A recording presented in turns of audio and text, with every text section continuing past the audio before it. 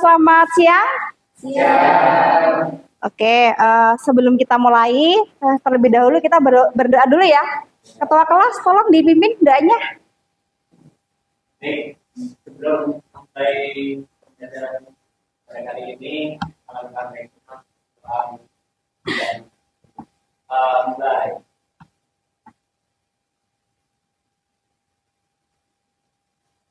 Selesai. Oke, terima kasih.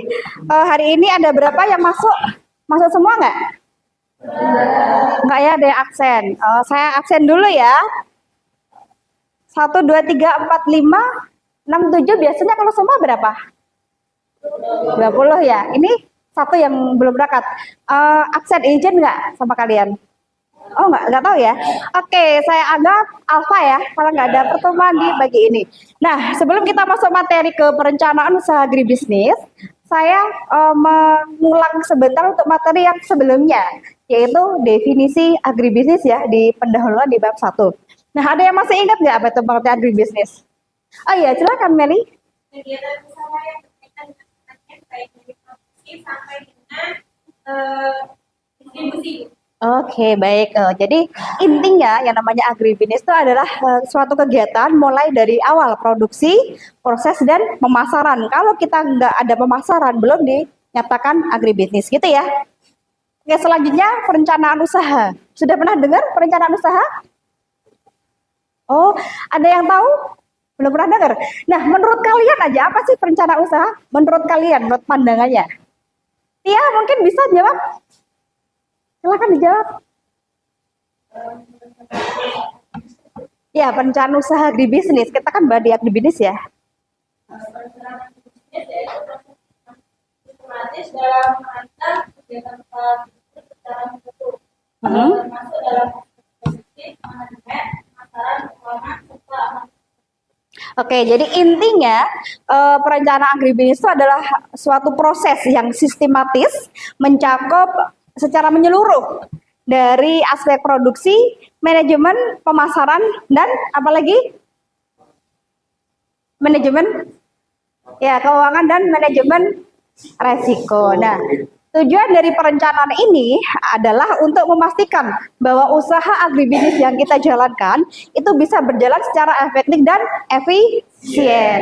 Nah, tujuan dari agribisnis itu yang pertama adalah meningkatkan efisiensi operasional. Saudara pernah dengar nggak ada biaya operasional, biaya produksi? Pernah dengar? Nah, apa coba biaya produksi? Biaya produksi, yuk. Biaya produksi apa? Pas. Oke, ya silakan. Biaya yang biasanya digunakan untuk semua biaya yang digunakan dalam kegiatan produksi baik dari ataupun rumah. Oke, benar. Biaya produksi itu biaya yang digunakan dalam proses produksi. Tapi kalau biaya operasional itu secara menyeluruh, baik proses produksi maupun modal awal investasi namanya, kemudian tenaga kerja maupun air. Nah, dengan adanya perencanaan agribisnis, kita bisa mengefisiensikan. Bisa nggak akan terjadi pemborosan untuk modal maupun perhitungan tenaga kerja. Nah, kemudian yang kedua adalah meminimalkan resiko. Nah, resiko di sini salah satu yang terlihat di sekitar kita ya, ada resiko cuaca, resiko hama ya, dan resiko pengendalian penyakit. Nah, resiko cuaca. Misal kita mau menanam padi. Kapan sih waktunya yang tepat untuk nanam padi? Nah, kita harus kita rencanakan terlebih dahulu sebelum kita melakukan penanaman padi gitu ya. Agar apa? Agar tidak terjadi gagal panen. Selanjutnya ada meningkatkan keuntungan. Nah, meningkatkan keuntungan di sini maksudnya dengan adanya strategi pemasaran yang baik, kemudian proses produksi, nah efisiensi tenaga kerja, itu kita bisa meningkatkan keuntungan. Karena jika penerimaan lebih besar dari semua biaya produksi akan menghasilkan apa? Ya, keuntungan ataupun pendapatan.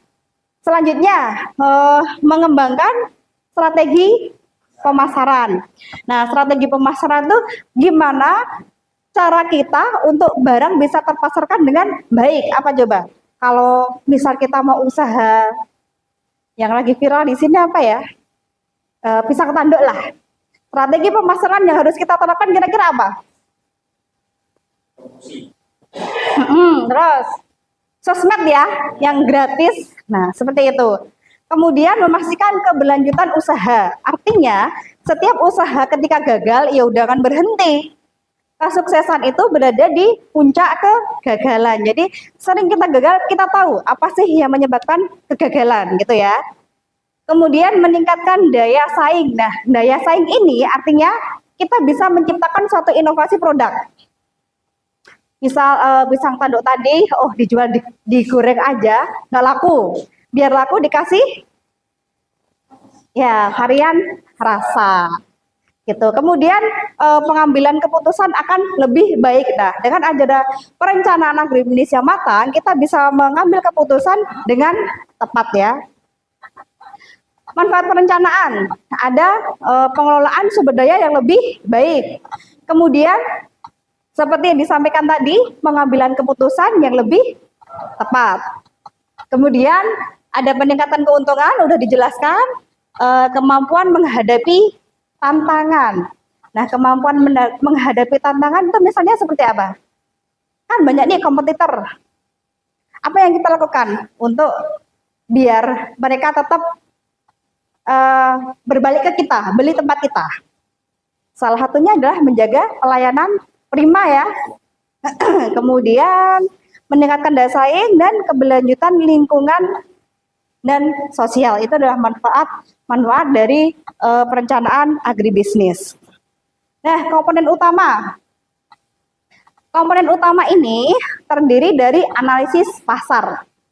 Analisis pasar, apa yang kita lakukan untuk menganalisis pasar? Ada yang bisa bantu? Ya, silahkan. Yang pertama mencari segmentasinya, tapi kompetitor yang ada. Oke, nah segmentasi pasar kita bisa lihat ya kondisi lingkungan secara geografis atau kebiasaan para pelanggan itu apa di situ. Kemudian pendapatan. Nah, kita mau jual barang mewah, kalau daerah di situ rata-rata menengah ke bawah nggak akan bisa laku ya. Kemudian kita mau jual sayur organik, kemudian padi organik, kira-kira cocoknya di mana? Daerah kota atau desa? Di daerah kota ya. Oke. Kemudian analisis produksi. Analisis produksi, bagaimana cara kita menentukan jenis produk. Kemudian jumlahnya yang harus diproduksi berapa, harga yang harus kita tentukan berapa gitu ya. Nah, kemudian analisis keuangan. Pernah belajar analisis keuangan? Pernah ya? Nah, terdiri dari apa aja analisis keuangan? Ada laporan dari awal, neraca. Ya, terus neraca itu paling akhir. Ada laporan, ada buku besar, arus kas, laba rugi ya, perubahan modal dan neraca. Kemudian manajemen sumber daya. Nah, manajemen sumber daya ini ada dua ya, manajemen sumber daya manusia dan manajemen sumber daya pertanian. Nah, komponen utama itu. Jadi kita harus pastikan kalau misalnya mendirikan usaha harus ada manajemen manusianya yang tepat, harus bisa sesuai dengan bisnis yang kita jalankan, gitu ya. Kemudian rencana berkelanjutan. Itu kedepannya mau gimana sih, apa gini-gini aja, pasti kan ada pengembangan nih, contohnya buka cabang gitu ya. Kemudian evaluasi dan monitor. Nah, tentu ini pasti harus dilakukan untuk evaluasi dan monitor. Sampai di sini ada yang ditanyakan?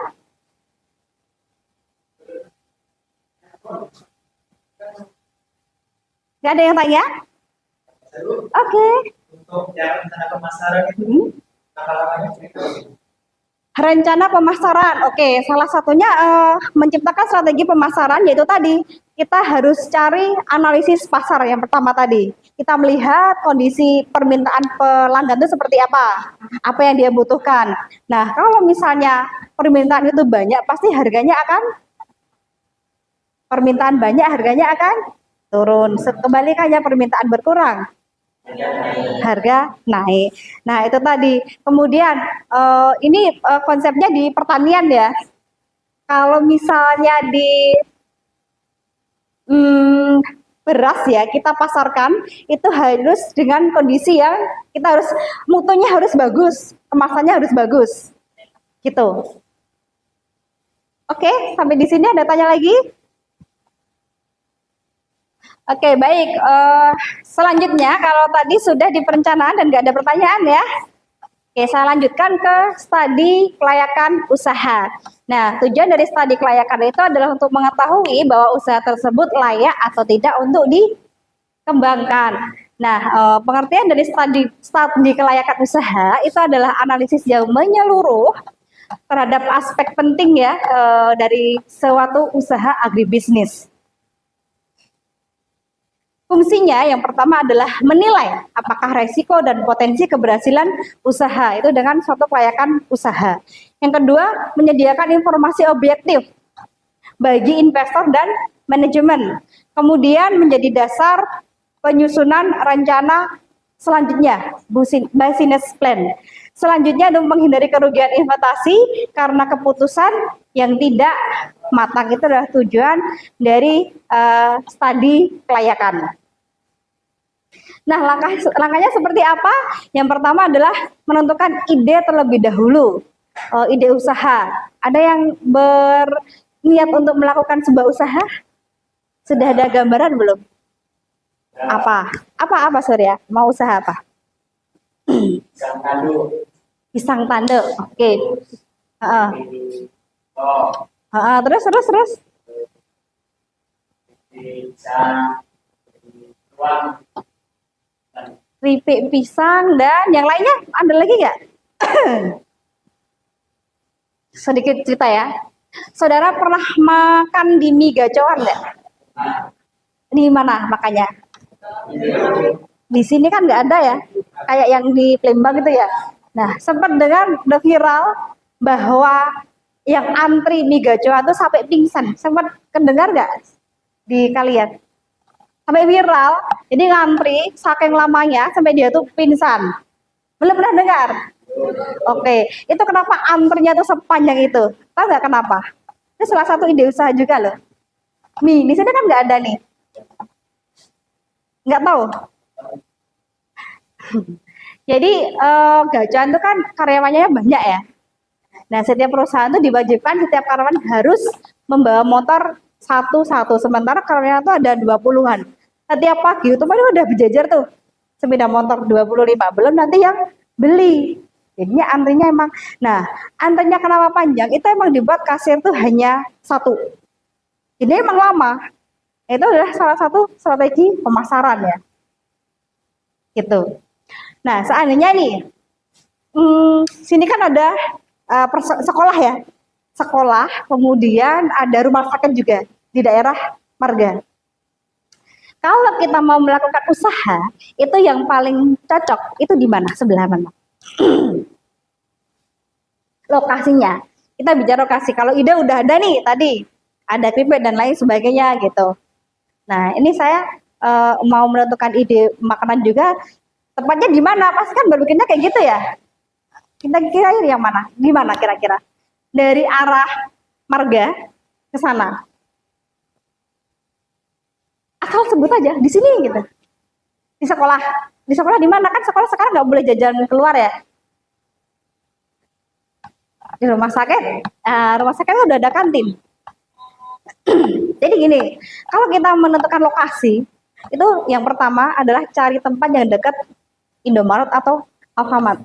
Karena di Indo atau Alfa itu kan sudah melalui survei yang panjang, nah itu surveinya tuh pasti berbayar. Dan orang masuk keluar ke Alfamart atau Indo kan pasti banyak banget. Pas keluar mesti kan dia lihat kanan kiri kayak gitu ya. Itu yang pertama. Kemudian cari lokasi yang arah jalan pulang. Kalau Gumbawang kan cuma satu arah ya. Beda kalau kita di kota-kota besar yang jalan tuh tengahnya ada trotoar. Pastikan kalau mau muter nggak sembarangan muter kan. Nah, cari yang arah jalan pulang. Jadi kalau misalnya lapar langsung belok set gitu. Itu salah satu strategi penentuan lokasi. Gitu. Kemudian selain itu kita harus menentukan harga juga toh. Tadi seperti yang disampaikan si Surya ya, ada kompetitor. Bagaimana pesaing kita? Banyak enggak di situ? ada nggak pemain utama? Maksud pemain utama tuh gini, di sini kan misal pisang tanduk ya, itu kan cuma UMKM yang kecil-kecil. Beda sama yang saya sampaikan tadi mie gacoan, itu kan udah gede ya kalau di kota-kota besar ya seperti Palembang. Kalau kita jualan di dekat mie gacoan, kira-kira kita laku nggak? Nggak, karena udah ada yang gede itu. Nah, kita cari pemain utama yang memang bener-bener yang paling laris. Pemain utama tuh maksudnya kayak gitu. Agak jauh dikit, kurang lebih berapa meter ya?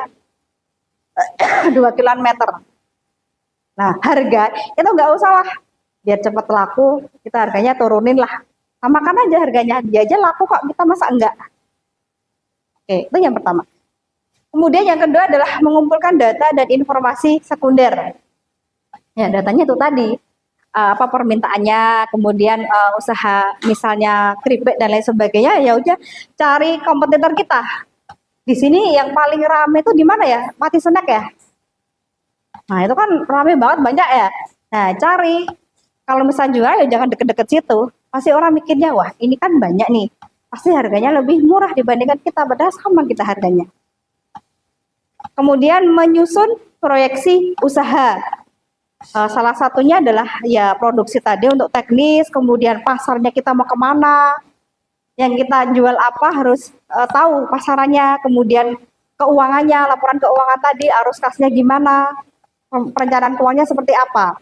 Kemudian menganalisis kelayakan setiap aspek.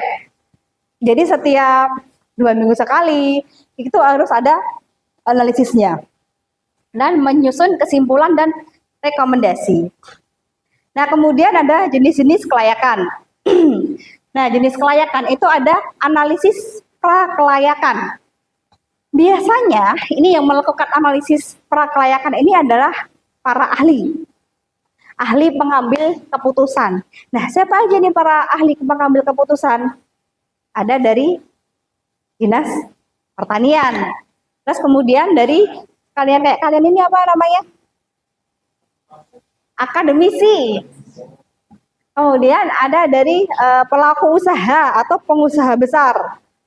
Terus ada juga tokoh masyarakat yang menikmati itu tadi usaha kalian. Nah, yang kedua adalah analisis kelayakan teknis. Ya. Salah satunya adalah pemilihan lokasi usaha. Pemilihan lokasi usaha, apa aja yang kita perhatikan? Ada yang bisa jawab? Oh iya, silakan. Memilih lokasi usaha yang kita tetap tempatnya strategis kita. Terus adanya pesaing.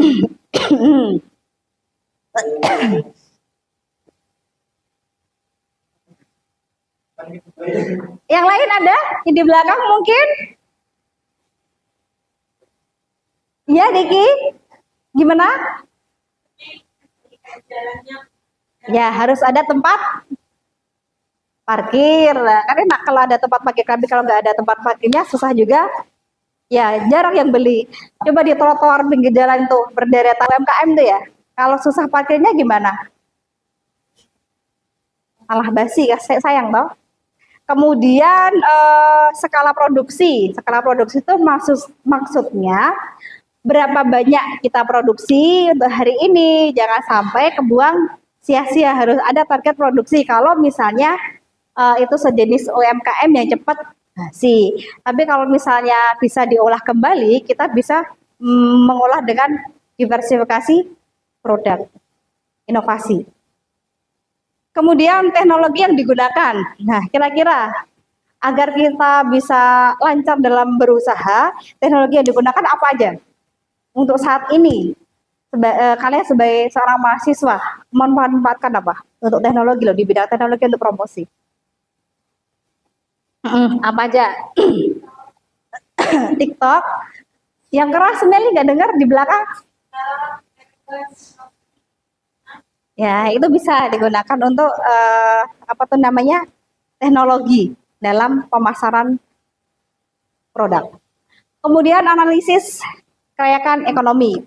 Nah, ini analisis kelayakan ekonomi ini yang sering digunakan ketika saudara untuk menyelesaikan skripsinya ya.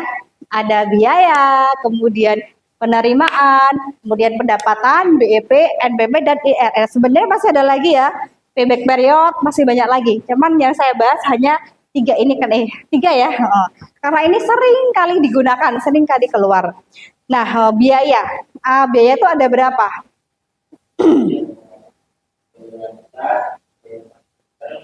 Hmm? Oke, biaya tetap adalah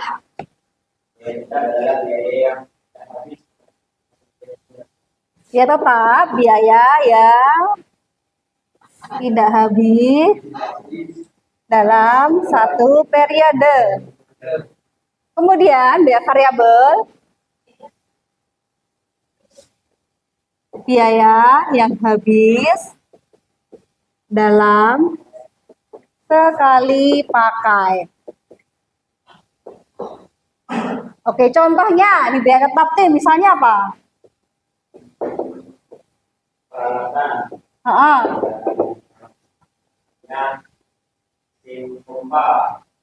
Peralatan. Kemudian ada apa lagi? Sewa tanah atau bangunan ya. Bangunan atau tanah. Terus apa lagi? Cukup? Oke. Kemudian biaya variabel contohnya apa? Tenaga kerja, terus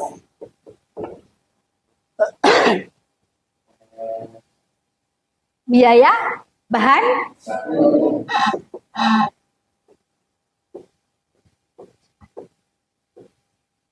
terus apa lagi? Kalau penyusutan masuk ke mana? Penyusutan tetap atau variabel. Penyusutan itu termasuk bangunan ya, jadi masuk ke biaya tetap. Nah, masih ingat rumus penyusutan kayak mana? Lupa ya? Nah, coba dibuka modulnya di halaman 3, dibuka dulu. Di modul ya. Di mana penyusutan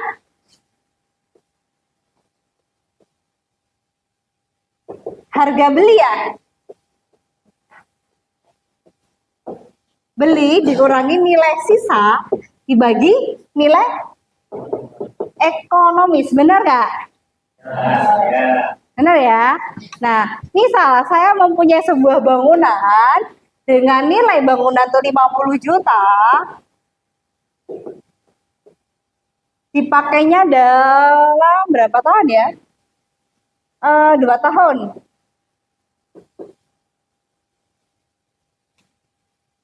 Nilai sisanya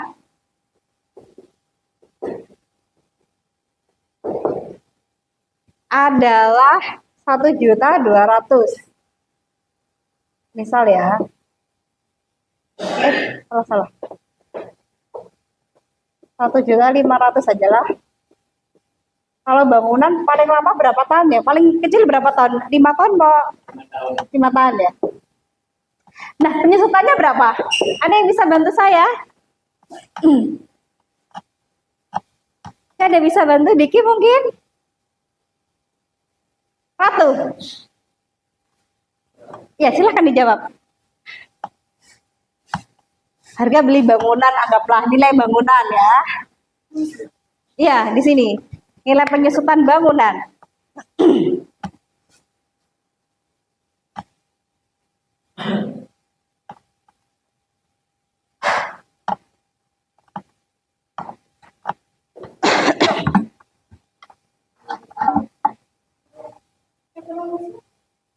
Itu 5 tahun. Saya tanya penyusutannya per bulan ya.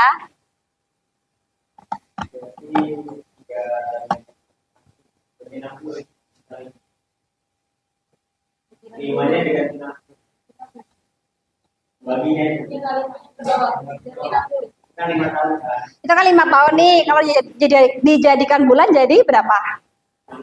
5 dikali 12. 60 bulan. Ya.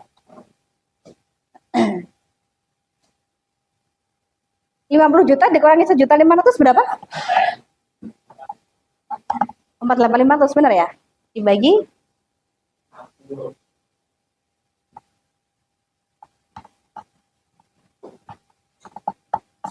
Ditulis ya, Mbak, buku catatan nggak? Oh ya, itu rumusnya ditulis dong, jangan dilihat aja lupa. Oke.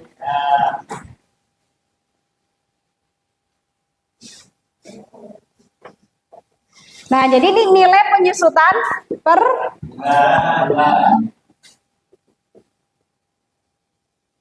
bulan. Oke. Kemudian ada penerimaan. Saya anggap biaya udah paham ya. Biaya perbedaan biaya variabel, biaya tetap, penyusutannya kayak gimana, udah paham. Kemudian untuk penerimaan. Penerimaan, apa rumus penerimaan?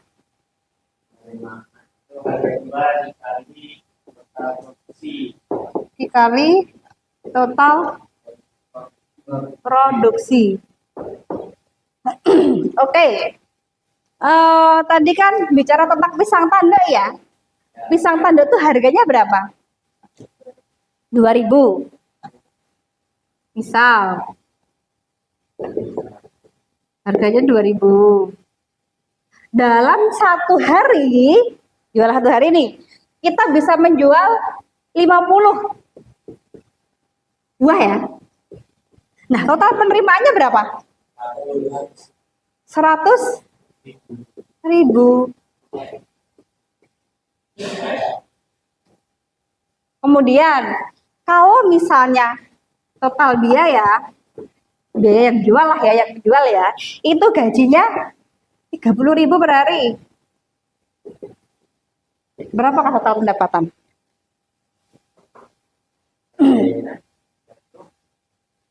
30.000 kok 30 juta.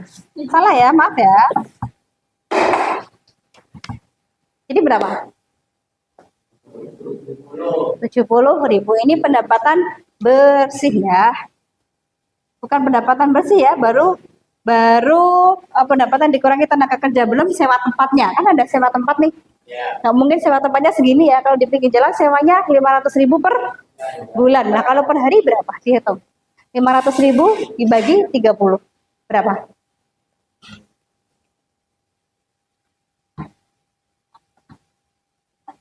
$6.600. Berapa? 500.000 dibagi 30 hari.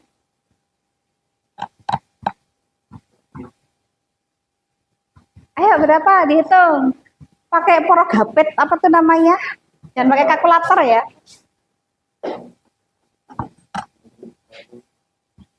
Sewa.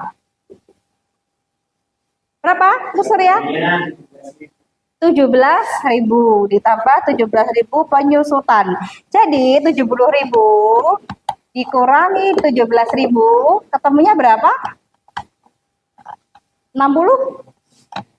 63. Nah, ini pendapatan bersih pisang tanduk per hari. Oh, 53.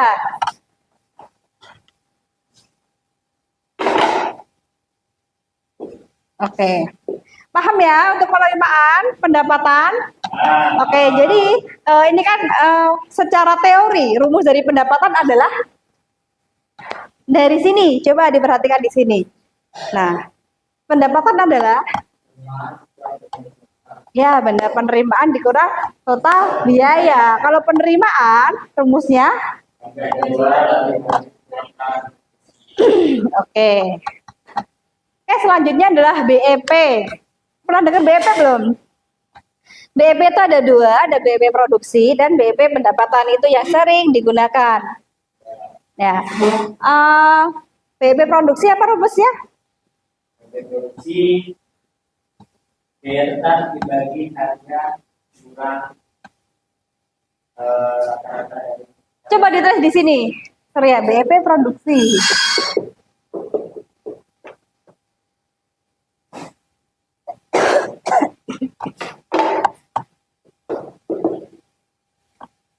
Sama BEP harga ya.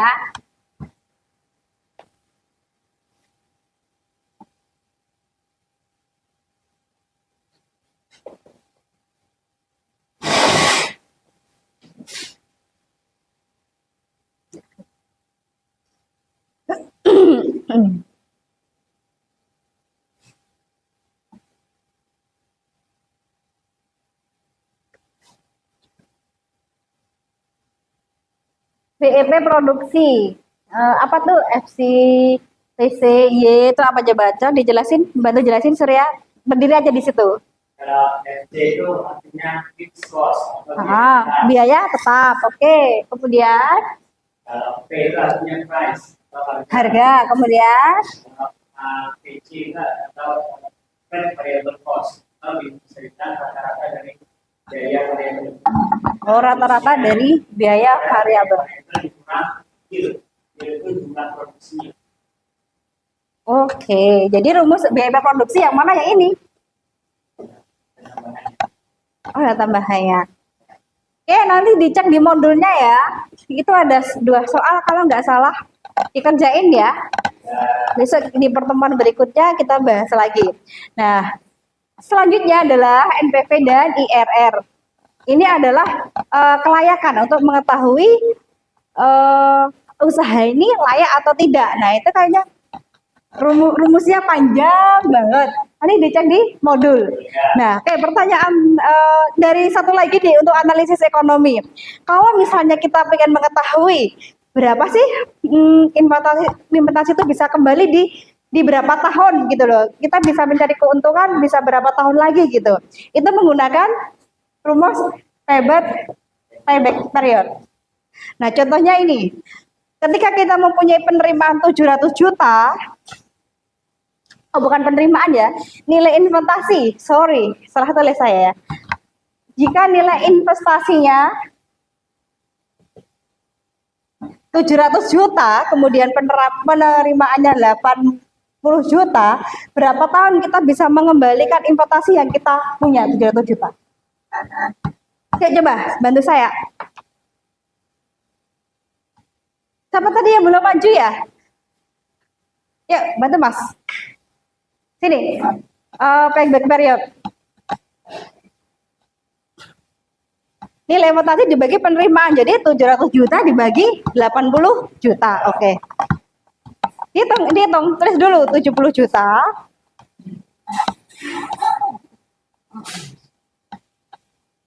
Eh 700, bukan 70, sorry. 700 juta dibagi 80 juta. Ya, yang teman-teman yang lain dibantu hitung ada berapa tahun? 6. 8 pas. Hah? Lebih berapa? 8? 8,75. Oke, terima kasih. 8,75 artinya dibulatkan menjadi 9 tahun. Nah, usaha kita bahkan balik ke awal ketika 9 tahun berjalan. Jadi kalau kita misalkan usaha baru 1-2 tahun udah gagal, ya lanjutin dulu, ditelatenin ya. Karena pengembalian itu enggak mudah. Oke, selanjutnya adalah analisis pasar. Nah, analisis pasar ini ada FGD. Apa tuh FGD? Fokus grup. Ya, kita pertemuan bareng kayak gini lah. Ngobrol apa yang kita sampaikan, unek-unek ya, perencanaan kayak mana gitu ya. Kemudian survei pasar. Ya, survei pelanggan, kemudian uji coba produk. Sebelum kita melakukan usaha, tes dulu nih, tester. Enak nggak kira-kira gitu. Ini untuk makanan ya. Kemudian sosmed, ada wawancara personal, misal saya nyicip, mari tolong dicicip makanan saya. Nah, wawancara personal itu rasanya kayak mana gitu ya. Kemudian observasi, dan yang terakhir jenis kelayakan adalah analisis SWOT. Apa analisis SWOT? Hackness terus. Ya, jadi kita harus menganalisis dulu kekuatannya apa, kelemahannya kayak mana, peluangnya gimana, terus nyamannya seperti apa. Itu ada yang ditanya? Oke, kalau nggak ada pertanyaan, ada tugas di modul di halaman 15 ya. Nah, ini membuat analisis perencanaan usaha yang ada di daerah. Di daerah saudara kan beda-beda nih rumahnya. Oke, minggu depan kita ketemu lagi dan dipaparkan, dipresentasikan tugasnya. Gitu ya. Oke, terima kasih atas perhatiannya. Sampai ketemu di minggu depan ya. Bila kita beradaya. Wassalamualaikum warahmatullahi wabarakatuh. Waalaikumsalam warahmatullahi wabarakatuh.